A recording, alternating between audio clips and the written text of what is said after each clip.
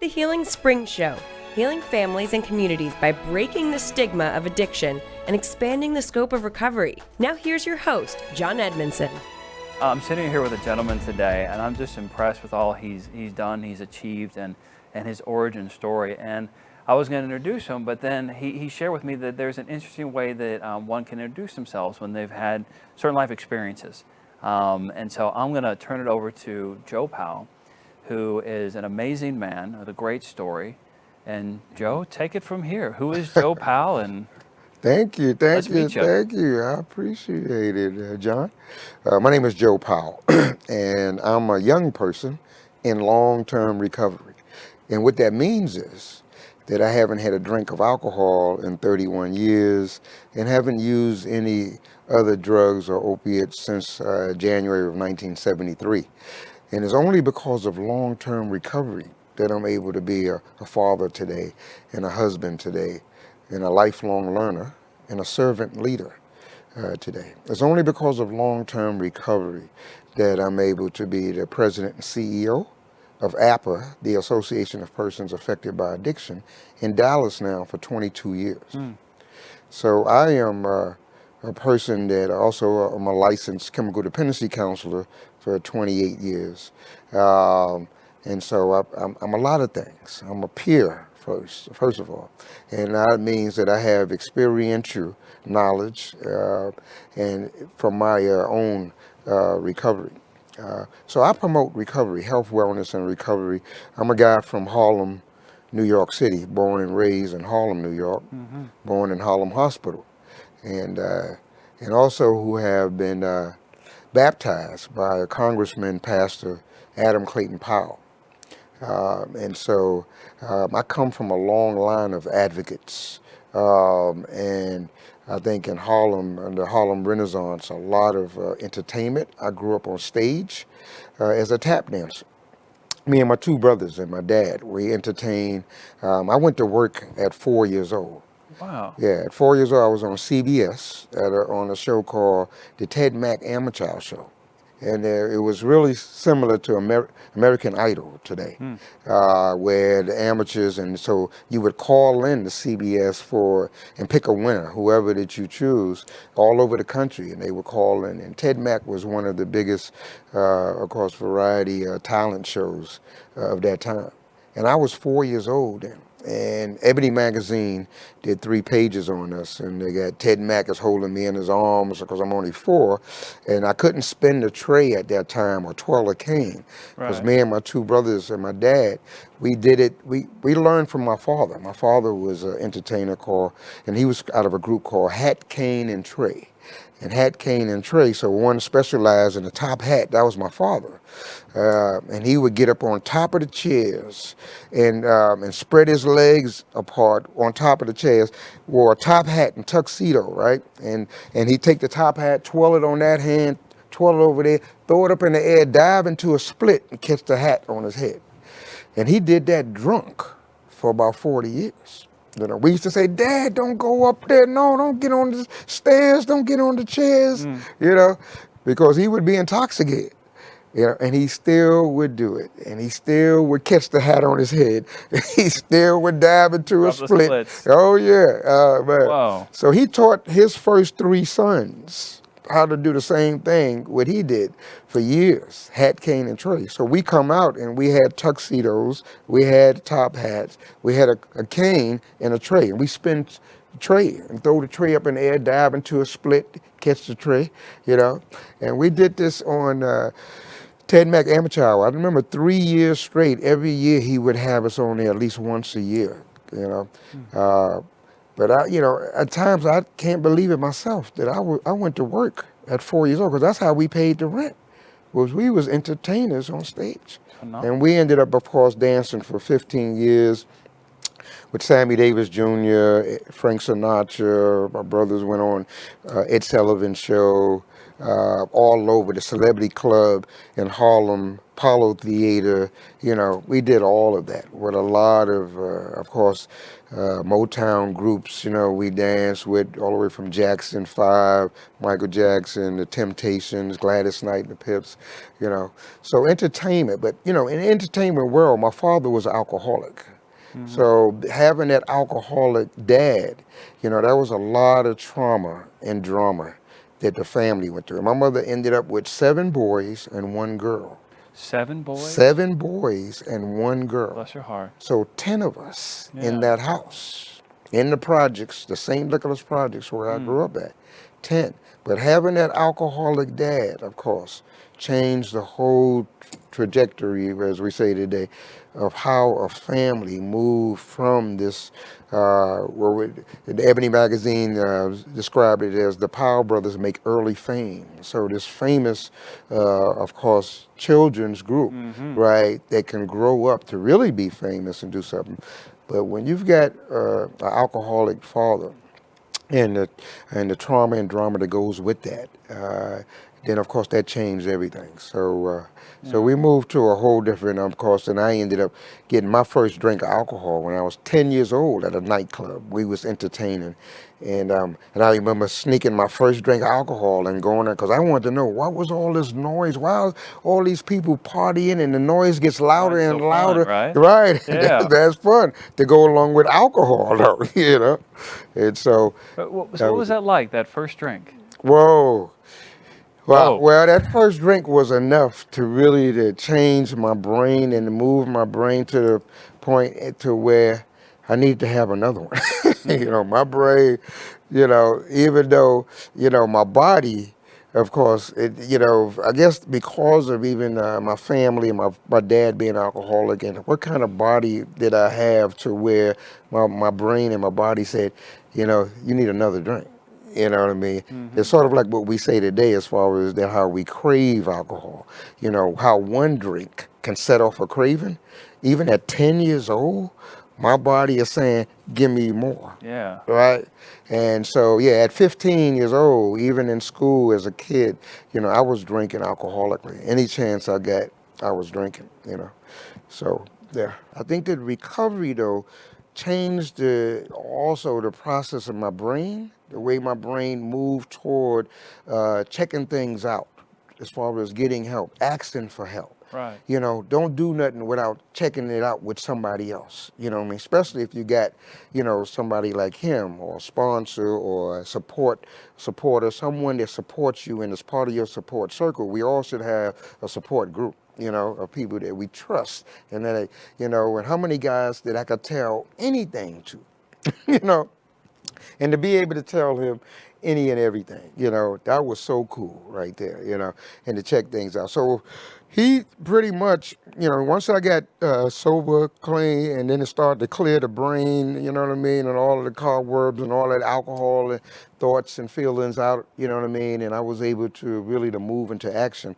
I love that, that's also a behavior change early on. People don't really think about it as a behavior change because, once you do something different, that's action and that's a behavior. Right. Now the thoughts and the feelings change comes really after. A lot of people think, the thoughts, even though I did have to think about, I'm going to go over here and meet with the doc. I'm going to go to this meeting, or I'm going to go, you know what I mean, right there. I still had to get the courage up or even muster that up right there just to go someplace, which is about behavior. And it puts the behavior before really my thoughts had even changed yet, before my mind, before my brain really to get on board with health, wellness, and recovery. And then I'm really moving toward health.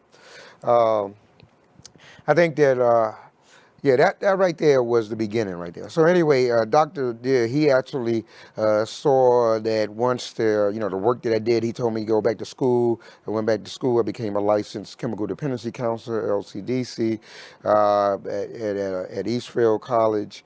And then I ended up hanging out with psychiatrists, and they liked me, and so I remember we had a big event, and I had like 6 psychiatrists in the room. I'm like, why is all these psychiatrists in the room? These are all friends. That's why they all peers. You know what I mean? And so, that was cool.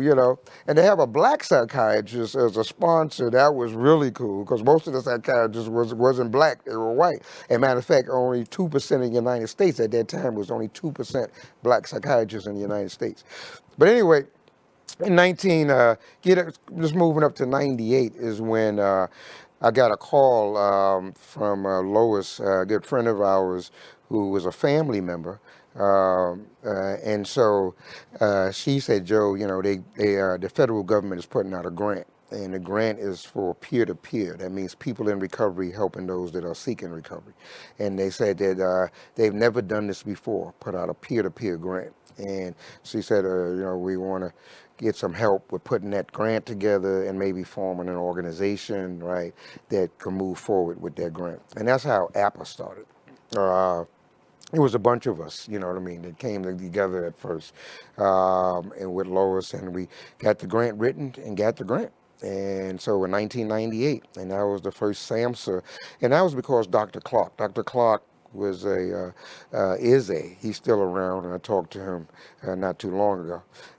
But at that time, he was a director of CSAT, the Center for Substance Abuse Treatment, under SAMHSA, the federal government. So all of the treatment in the country, right? So he's like, when he took over, I think the year before he started the recovery community organizations, but he said, what am I going to do different?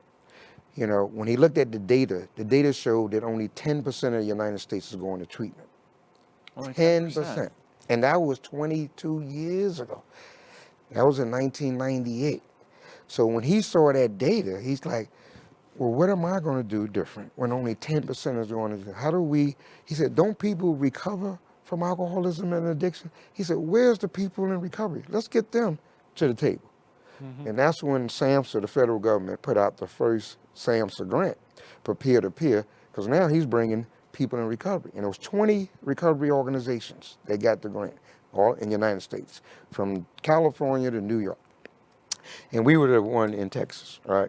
And so we, of course, work with Dr. Clark, and then you have Bill White, who was great consultant for CSAT and moving the peer movement toward recovery. We didn't start off with the recovery support. We started off as an advocacy organization, because the thing was, how do we promote health, wellness, and recovery? How do we promote prevention, treatment, How do you and build recovery? and have people actually want to come? Right, exactly. Yeah. And that's what we did the first 3 years, is build so people can come and learn about recovery, right? I mean, in those years that we've done so much, we've done research. We've had Robert Wood Johnson Foundation grant that we had just to do the research in Dallas. There was only 4 cities that was picked, but they called me and they said, Joe, can you bring 4 people from 4 paths of recovery? And we want to do focus groups with them. And they did focus groups with those 4 different paths, right? Faith-based, 12-step, medication-assisted recovery, and then family recovery. And they asked them questions about recovery and addiction, just to see what they know about recovery. Then they took them out of the room, and they brought, again, 4, 8, 12, 16 people and talked to them about the same questions. They're just people from off the streets, from in the community, right? And they found that the community don't have a clue what recovery means when you say the word recovery. Now most people will just equate that to treatment, and or not drinking, right? Or not doing drugs. Exactly, right, yeah. Right, or dry, but recovery. Remember, and we went. SAMHSA brought us to Washington D.C. in 2012, just 8 years ago, and said to us, They said to us, Joe, we brought 15 from the addiction side, 15 on the mental health side, and so 30 of us. And for 2 days, they said, look, we need a definition of recovery. And for 2 days, we worked on the definition of recovery and came up that recovery is a process of change to improve our health and wellness, live a self-directed life, and strive to reach our full potential. That was the definition that we came up with. And that's recovery. And that's recovery.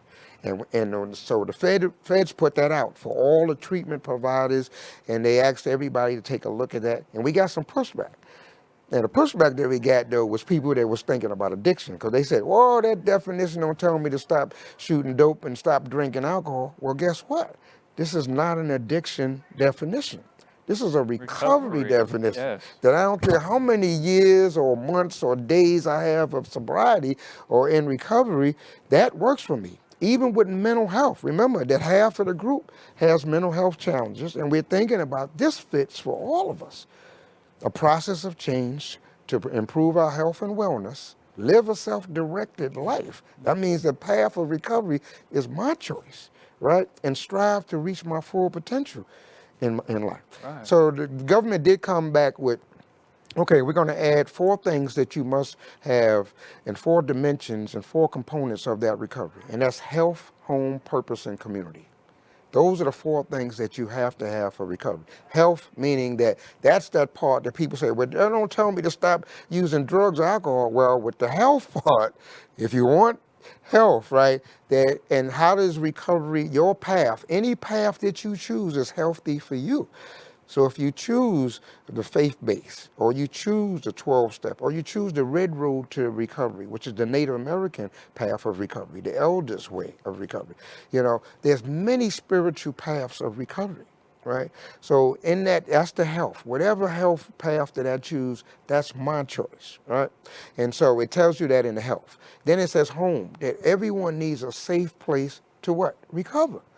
I can't recover in that house where they're drinking and drugging it. Mm-hmm. I have to have a safe home to recover, Right. or a safe place. And that's what APAA does right there. And we'll get to APAA in a minute. And then, of course, purpose. And purpose is jobs, right? I need a workplace. I need housing, right? So what is my purpose today? I have meaning in my life today. You see how I introduce myself today, that I'm a lifelong learner and a servant leader and a father and a husband. My life has meaning today because of long-term recovery only, right? So purpose, you have to have some purpose today and do it purposeful. And then the last is community. That recovery has to happen in the community, right? That's where your life and where living is at. And as we say today, what even the social determinants of health, all of that, though, combating those with recovery, though. How do I move toward health, wellness, and recovery, and eliminate the barriers to recovery? Because there is some roadblocks, but these are the 4 components of doing it. We do work, and there's, people are contained in jail and incarcerated, people are contained in treatment, right? And people are contained in hospital. So with the work that I do, of course, where we, in those 3 places, I said wherever people are, we need to be there promoting recovery. Because we know addiction is there, we know mental health is there, right? And it's hard for people to ask for help. But if they can see that it's available, right, that it's easy access, it's easy that when you got peers and people right here that have that lived experience of addiction, of mental health challenges, of co-occurring mental health and substance use, then that right there you can help a lot of folks with that. Yeah, we can make the real change we're looking for. Make the real change that we're looking for. That's right. So we're starting to come up on time, but I want to ask a couple of questions.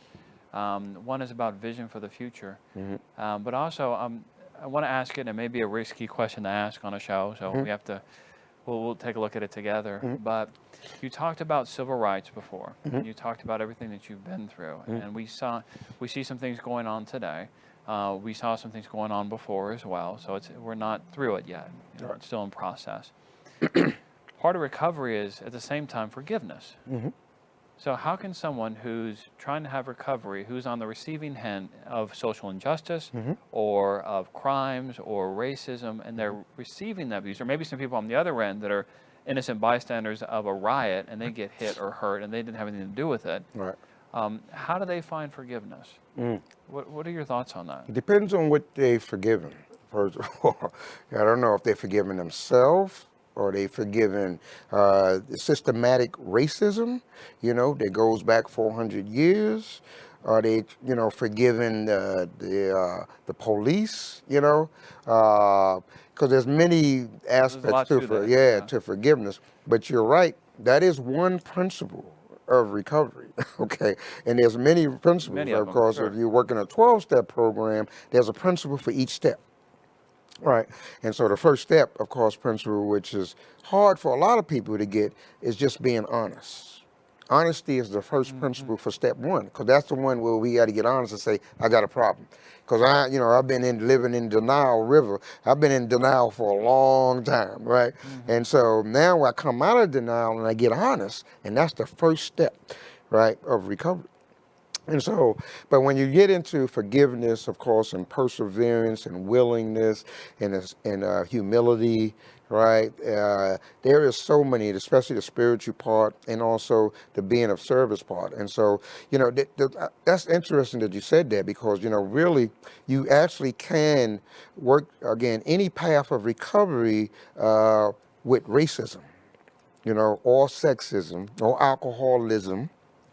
Any drug that kills, that's a primary condition in this person's body, in my body. If it's an illness, right, then that's a primary thing. It's a chronic deal.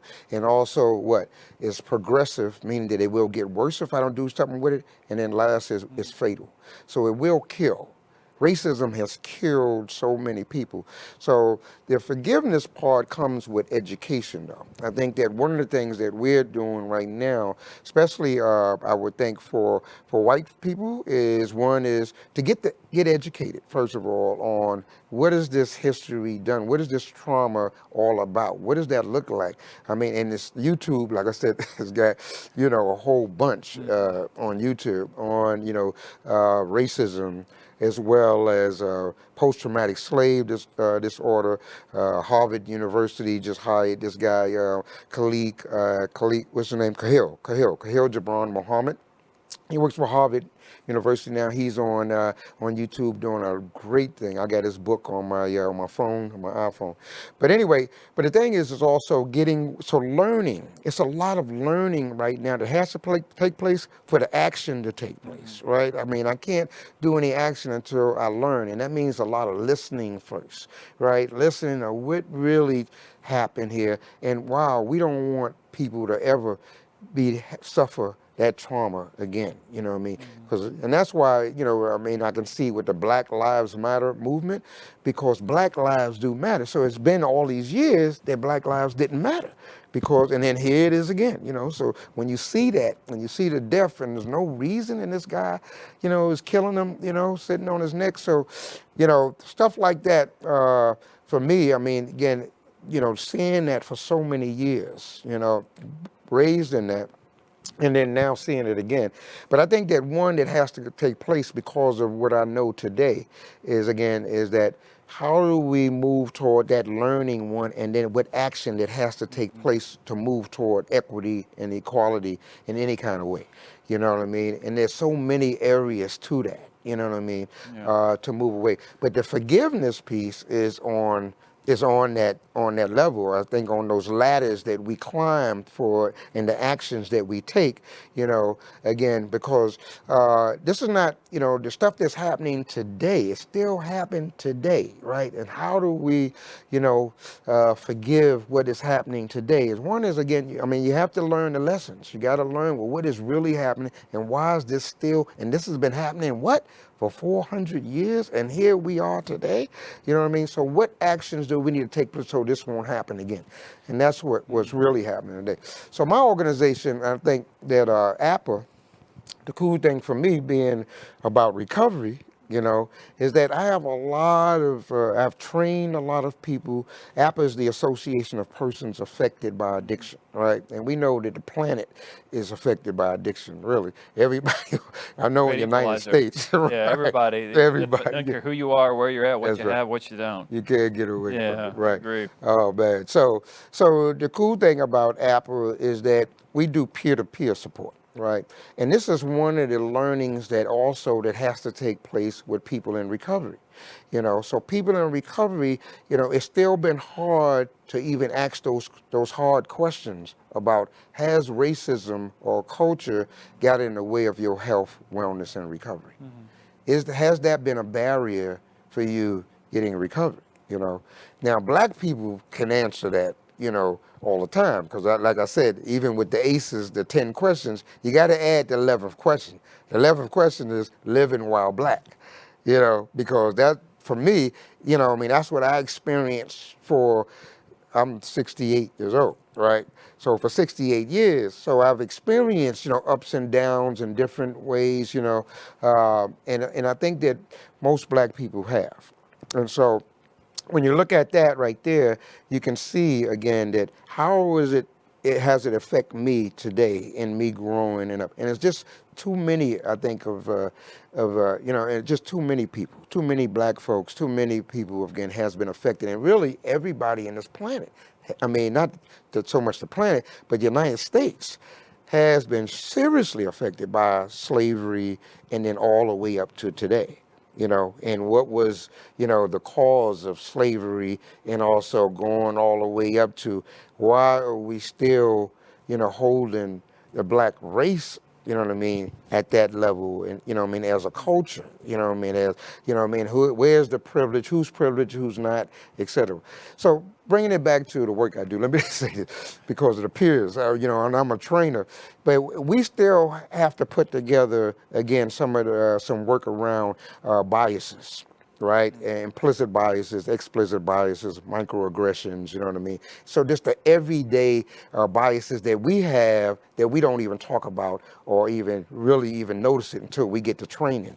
You know what I mean? Until somebody let me know. It starts making sense. That is right, right. Because I've had some of my staff. I've got 25, but I've had staff that was white, a white person that actually said, Joe, and I never even thought about it. And he brought it up once I was trained, and I brought it to the staff, and he's like, man, I can't believe that I was assaulting the staff, and it was so subtle, that the staff don't even, we're so used to living like this almost in a way that subtle assaults, when you think about it, those are because of my own biases, and also because I'm thinking that that's the way that people talk. And that it's okay for me to even assault you in a way or thinking that language is good. And that's not cool at all, But Dave came to me and, one of the guys was a lawyer too. And he's like, Joe, I can't believe that I've been doing this for so long. And he really appreciated me bringing that up, But I think that goes with the training. When you talk about peer moving, and it's really peer to peer, right? That we have something in common. What's our similarities, right? And we have the same common challenges as well as the same common solutions, right? As far as our own wellness and recovery. Yeah, then we can start coming together. Right. And that's the work that you and I is going to be doing too in the community. I'm looking forward to it. Yeah. Yeah, so before we end, I want to, a quick question. You have something coming up called the Big Texas Rally. Whoa. Can you tell us about that real quick? Yeah, that's huge right there. So I guess being around the recovery movement for the last 22 years, right, in the movement, Recovery Month is September. And SAMHSA, this is SAMHSA's 31st year of celebrating Recovery Month, right? And so, but SAMHSA, of course, we've done a lot of work, and I've been for the last 20 years going to Washington, D.C., and we usually put together a lot of events, and we put together a recovery toolkit. We have recovery banners, and we put together a theme also for the Recovery Month theme for the next month, right? And so, I'm sorry, not the next month, the next year. Right. So last year, the cool thing is that I'm in Washington, D.C., and working with SAMHSA, and we put together the theme for 2020, not knowing how we was going to be connected this year. But especially the theme COVID is and everything else. Right. Yeah. The theme is join the voices and faces of recovery. I've added faces this year. It's usually join the voices of recovery. Celebrating, the tagline is celebrating connections. Now, how did we know last year in 2019 we was going to be connected at this level today? That we are virtual today. Everything is virtual, and telehealth and telecoach and telemedicine and all this to what we're doing today is electronically or virtually. And so September is Recovery Month, and I've been doing recovery rallies for a long time. But we brought in the state of Texas. The state of Texas got involved about 10 years ago also. And then they said, hey, we will supply buses coming from 13 major cities in the state of Texas. to come to the rally. And that's when we had, the live rallies. Now, 2016, I hosted one of the biggest rallies. Normally, we came together with Texas Recovers was an organization that we started, and we did the big Texas rally at the Capitol, on the Capitol steps in Austin. And we did that for about 5 years. And then in 2016, I did it in Dallas and downtown, the Ron Kirk Bridge, which is the pedestrian bridge, right? We walked about 3,000 across that bridge there and had the big Texas Rally for Recovery. And Will Ritchie was our MC, a good friend of mine for years, and former board chair too. But anyway, we did it in 2016, and then 2017 we did it in Galveston, and then we had it in 2018. We did it in San Antonio, and then last year I chaired it again, and we did it at the Globe Life Park in Arlington, the Texas Rangers Globe Life Park. So we had, of course, over probably a couple of thousand or so there. The lesson learned there is that they didn't have public transportation. So a lot of thousands of people really didn't show up because of they weren't able to just get on a train or a bus and go to the rally like our first one like we did. But this year they but just this click, year, right? wow, it's even easier though. It's probably the easiest you can get this year, and that's virtually, right? And so you can go to the Big Texas Rally for Recovery, of course, which is going to be September the 17th, 18th, or 19th. And I told them because they just asked me probably 3 months ago to would I chair and host it, because it was supposed to be Houston's turn, right? And Houston wanted, of course, had access to doing a national rally like I did in 2016. 2016 was the national rally, and we actually brought in even the White House, Mike Botticelli, who was the director of the Office of National Drug Control Policy. He was our guest speaker. So we had guest speakers from all over the country and many people. So it was a national rally, right? So Houston, because they said, well, that would have been the great national rally that we wanted, and so they're looking at doing it next year in Houston, right? If we can be live next year, right? So when they asked me, I said, well, the only way that I can get involved and be the chair for the rally, it's got to be virtual, one. Two is that we got to make an impact, because right now, too many people dying.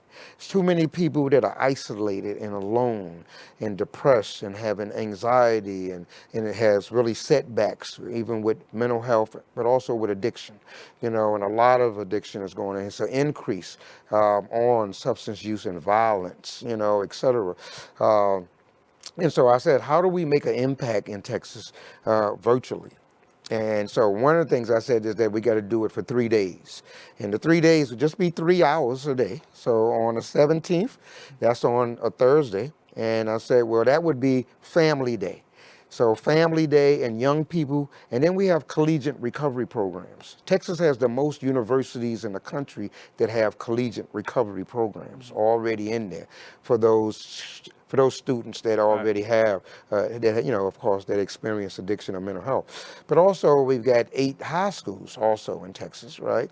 And so we want all of them and families, and then we have young adolescent treatment programs, right? And young people to get involved and to shout out and to upload a video for the rally. Right, and so that Thursday would be their day, and then Friday we would have, of course, the providers, all of the providers, right? So the North Texas Behavioral Health Authority, NITBA, we would have, of course, you name it, prevention, treatment, and recovery. Any treatment providers, mental health, clubhouses, any treatment providers we want on that Friday, because we got 1 million. I mean, we got hundreds of treatment providers in Texas, right? So they can, and then they can at least just upload a video and say, hey, we promote recovery, or make it fun and do a dance and a sing, right? And so that's going to be fun. And then Saturday, the last day, September the 19th, we want to do all the multiple paths of recovery. So there's many paths of recovery. We want to highlight peer support also, but also we want to highlight the many paths of recovery, like refuge recovery or Recovery Unplugged, right? The Red Road to Recovery, right? Celebration Recovery, 12-step, faith-based recovery. The many paths, there's so many paths of recovery that, I mean, you'd be surprised how many different paths and roads of recovery. So we want to give them opportunity for people to see that there's many roads and paths of recovery, you know, that it's not just one road that fit, you know what I mean, for recovery. Sure. Okay. And how do they find this online? Big Texas Rally for Recovery. That's Okay. it. Just www. Big Texas Rally for Recovery. And on there, you'll see virtue. As soon as you see it, and you'll see this beautiful logo that we've created with Texas, the map of Texas, right? And the different connections all around Texans. And it's all about, again, joining the voices of recovery, celebrating connections, right? And so how are we connected today in the many paths and the many platforms and the many ways that we have to connect? And can that bring out, even with the music as a path of recovery? We know that exercise, the Phoenix group here, they have exercise recovery, you know. Oh yeah, I mean, and it's great too. Wow. So there's so much we want to talk about, but we're going to start ending the show in a second. All right, all And right, this is- all right, I guess all we have right. season 1 and season 2. Right, but so I got to come back and talk a lot about APAA because, you know, We'd love we to have haven't you got back. into We haven't got to APAA really. yet. Oh man, there's a lot Yeah. that we're doing. So, you know, one of the things that is the takeaway from your story is, you know, someone who was making a choice not to want to live anymore. Right.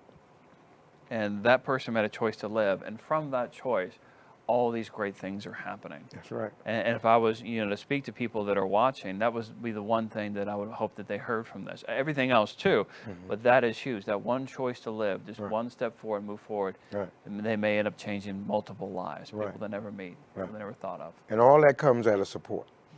Yeah. All of that starts with support. I mean, we don't want to treat people, you know, in the way we used to be treated. You know what I mean? As far as even with treatment, you know, they've banned a lot of ways that treatment used to be. You know, and so today is that, you know, you can definitely, like Dr. Feiner used to say, there's 3 things you need to do. 1 is be kind. 2 is be kind. 3 is to be kind. You know, and but the thing is that that's a whole different way of changing the way the brain is, because most of our peers don't even know that it's all about the relationship. You know, I mean, About the connection right it's here. all about that connection right there and the support. And how do I support you? And am I able to listen? 80-20, the 80-20 rule is we do, right? That listen 80% of the time. You know what I mean? And then let you talk, you know, that 80% of the time. Because that's how it forms a relationship. Because nobody haven't been listening. We don't even have a voice. We're not even heard, you know. And that's one of the things even with the rally. I told them today on the call today, I said, don't forget, we recover, we vote. Okay? Everybody has a voice too, right? I like that as a great ending. Everybody has a voice. That's right. I'm looking forward to having you back to talk about APAA, Joe. Thank you so much. All right, you're welcome. Yeah. So I want to go back to that same idea, is that one choice of just wanting to live, just moving forward, even when it looks hopeless. There may be a wonderful life waiting out there for you, and a wonderful life that you're going to help other people obtain. And with that, we'll end, and we'll see you next time.